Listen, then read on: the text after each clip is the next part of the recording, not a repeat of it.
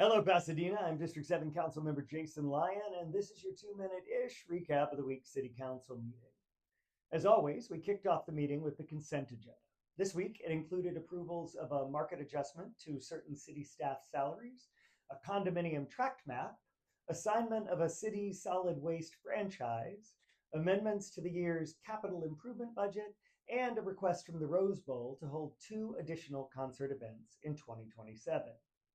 First up on the main agenda was the annual approval of our federal and state legislative platforms. These are the documents that establish the city's position on state and federal issues and guide our lobbying efforts in Sacramento and Washington. In addition to making various text amendments to better reflect Pasadena's current values, the council and several public commenters called for our legislative policy to take a deeper dive this year into the platform's articulation of our positions on immigration, surveillance, climate issues, and they urged a more thoughtful approach to fire suppression than the current Zone Zero rule out of Sacramento, which would require the removal of all vegetation within 5 feet of structures. That conversation will continue.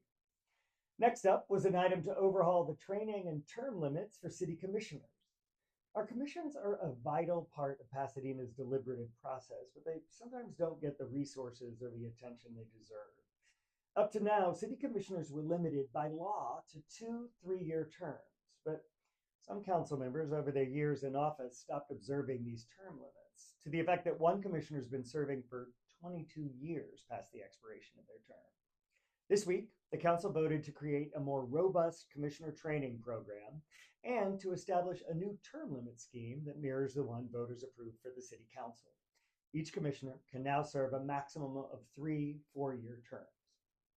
Next up on the agenda, and by now it was getting pretty late in the evening, was a request from the Department of Public Works to approve the second phase of the design build contract for the retrofit of the Central Library.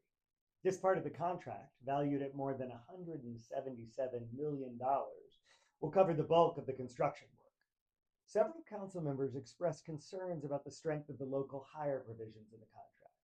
In the end, the council declined to approve the contract and instead directed the department and the contractor to come back in 2 weeks with a more detailed plan for reinvesting a portion of these funds in our community.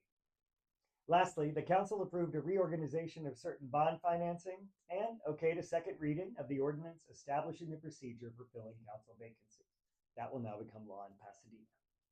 As always, if you'd like to be in touch with me, email jlyon@cityofpasadena.com.